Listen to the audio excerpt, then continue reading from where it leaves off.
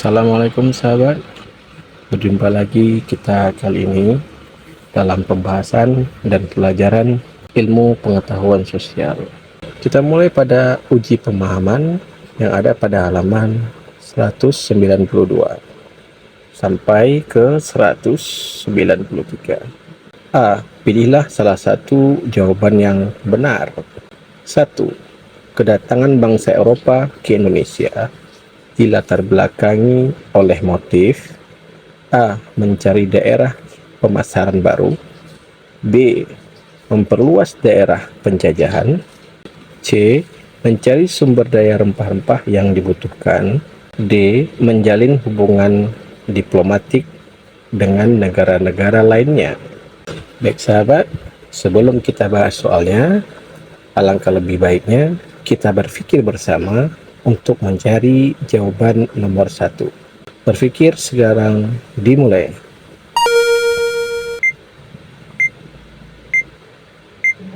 Baik sahabat, sudah berpikir bersama? Mari kita bahas soal nomor 1. Ada banyak faktor kedatangan bangsa Eropa ke Indonesia. Ya sahabat ya, faktor X-nya itu adanya penemuan mesin uap. Itu yang pertama. Yang kedua, ada faktor penemuan kompas. Kemudian ditemukan teori bahwa bumi itu bulat, ya sahabat ya. Maka untuk faktor in-nya yang akan kita cari ya sahabat ya, yaitu untuk mencari sumber daya rempah-rempah yang dibutuhkan. Kenapa rempah-rempah? Karena rempah-rempah itu sangat laku dan harganya mahal di Eropa. Sementara pada saat itu Eropa jatuh ke tangan Turki, atau lebih tepatnya Konstantinopel jatuh ke tangan Turki, sehingga para pedagang Eropa atau bangsa Eropa tidak bisa berjual beli rempah-rempah di sana. Maka datanglah inisiatif untuk mencari rempah-rempah ke wilayah sumbernya. Maka jawaban yang tepat untuk nomor 1 adalah C. Oke, betul sahabat. Bagaimana? Apakah sudah banyak yang benar pada soal nomor 1 ini? Kita lanjut ke soal nomor 2 ya sahabat. Bangsa Eropa tidak dapat menghasilkan rempah-rempah sehingga mereka mencoba menemukan sumbernya tanpa harus melalui perantara. Motivasi ekonomi bangsa Eropa tersebut terkenal dengan istilah A. Gold, B. Glom, C. Glory, D. Gospel. Baik sahabat, sekarang kita berpikir bersama untuk menjawab soal nomor 2. Berpikir dimulai.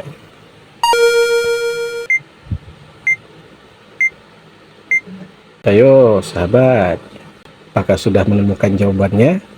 Mari kita bahas soal nomor 2. Ada semboyan yang digembar-gemborkan oleh bangsa Eropa dalam mencari rempah-rempah ke wilayah asalnya. Semboyan pertama kita kenal dengan istilah 3G atau 3G ya sahabat ya. Ini boleh saja menempatkan G pertama apa itu tidak ada masalah ya sahabat ya. Intinya kita ingat ya. Ada yang pertama itu disebut gold. Gold itu bahasa Indonesianya emas. Emas itu adalah lambang kekayaan ya sahabat ya. Yang kedua G itu adalah glory. Glory berarti sebuah pencapaian puncak kejayaan. Yang ketiga G-nya itu adalah gospel, menyebarkan agamanya ya sahabat ya. Maka di sini yang ditanya adalah motivasi ekonomi, berarti mencari yang namanya kekayaan. Tentu saja simbol kekayaan, iya betul sahabat, yaitu A. Gold. Bagaimana sahabat? Sudah mampu berpikir untuk menjawab jawaban nomor 2? Kita lanjut ke soal nomor 3. Motivasi 3G mendorong bangsa Eropa untuk melakukan A. Imperialisme kuno, B. Membuat kongsi dagang, C. Perdagangan internasional, D. Menjalin kerjasama dengan bangsa Indonesia. Kalau kita telaah ya sahabat ya, kita berpikir bersama untuk menjawab soal nomor 3. Berpikir dimulai.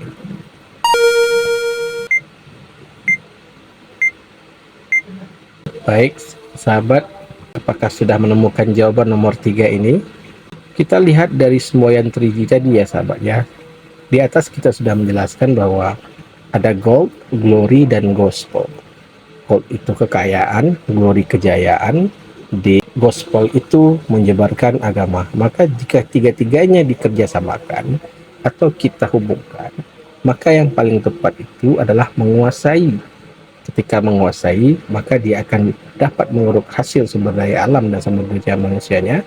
Kemudian dia mampu juga menyebarkan agamanya. Maka yang pas itu jawaban nomor 3 adalah A. Imperialisme kuno. Baik sahabat, bagaimana? Apakah sudah mulai paham untuk menjawab soal-soal IPS ini? Kita lanjut ke soal nomor 4. Ekspedisi yang dilakukan oleh Cornelis Zoon van Neck ke Kepulauan Maluku membawa keberhasilan berupa titik-titik. A. Membangun kota-kota perdagangan. B. Memusatkan aktivitas perdagangan di India. C. Membawa rempah-rempah ke Eropa dan mendapatkan keuntungan yang besar. D. Berhasil membawa rempah-rempah dari Ternate dan menjualnya di India. Baik sahabat, mari kita berpikir kembali untuk menjawab soal nomor 4. Berpikir dimulai.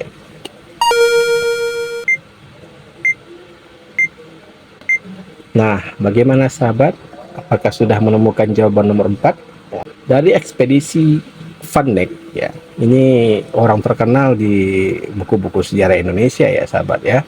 Salah satu pelaut Belanda yang menjelajah ke Nusantara dan akhirnya mampu sampai di Nusantara, awalnya di Banten dulu ya sahabat ya. Di Banten disambut dengan baik, kemudian mencoba mencari rempah-rempah ke Maluku. Ya. Di Maluku, apakah dia berhasil? Tentu saja berhasil. Keberhasilannya adalah dia menemukan rempah-rempah dan membawanya ke Eropa dan menjualnya dengan keuntungan besar ya sahabat ya. Maka jawaban nomor 4 adalah C. Oke, dari 4 soal ini sudah berapa yang benar sahabat? Kita lanjut ke soal terakhir, yaitu soal nomor 5. Pada awal kedatangannya ke Indonesia, pasukan Jepang melakukan berbagai upaya untuk mendapatkan simpati dari rakyat Indonesia. Pernyataan berikut yang tidak termasuk upaya Jepang untuk menarik simpati rakyat Indonesia adalah, ingat sahabat, yang ditanya di sini adalah yang tidak ya sahabat. Mari kita berpikir bersama. Berpikir dimulai.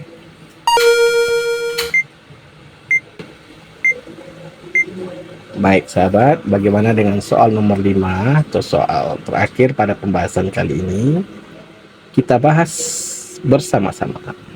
Jepang kita kenal mempunyai semboyan ketika masuk ke Indonesia, yaitu disebut dengan 3A ya, Nippon Cahaya Asia, Nippon Pemimpin Asia, Nippon Pelindung Asia, dan itu disimpulkan ya, atau disimpulkan sebagai memposisikan diri sebagai saudara tua dari bangsa Indonesia. Apakah yang A benar? Benar. Yang ditanya yang tidak ya sahabat. Yang B itu mengizinkan penggunaan bahasa Belanda dalam percakapan sehari-hari. Wah, ini agak riskan ya sahabat, yang menjajah Jepang tapi yang digunakan bahasa Belanda. Kita kunci dulu jawaban yang B ini ya sahabat. Yang C, membebaskan pertahanan politik yang sebelumnya dihukum oleh Belanda. Ya. Yang D, melibatkan rakyat Indonesia dalam organisasi Jepang yang dibentuk oleh pemerintahan Jepang. Ya. Ketika Jepang masuk ke Indonesia, para pejuang itu melakukan yang namanya politik bekerja sama ya sahabat ya. Dalam hal ini di mana para tokoh itu ingin kooperatif dengan Jepang dan tidak lagi melakukan perlawanan senjata di awal-awal masuknya Jepang ya sahabat ya. Semboyan Nippon tadi, kemudian kita dibebaskan para tokoh kita agar mampu berkolaborasi dengan Jepang pada saat itu. Kemudian kita diajarkan berorganisasi dan dibuatlah berbagai macam organisasi. Contohnya ada PETA, ada Heiho, ada Fujinkai ya, dan lain-lain. Itu semua orang Indonesia ada di dalam organisasi tersebut ya, diikut sertakan sahabat ya. Maka yang bukan itu adalah B, mengizinkan penggunaan bahasa Belanda dalam percakapan sehari-hari. Kalau yang benarnya apa? Yang benarnya adalah menggunakan bahasa Jepang dalam pengantar pembelajaran di sekolah. Berarti jawaban nomor 5 kita ulangi adalah B. Baik sahabat, terima kasih sudah menonton channel ini. Semoga menambah wawasan sahabat. Dan jangan lupa selalu belajar, optimis, menyongsong masa depan.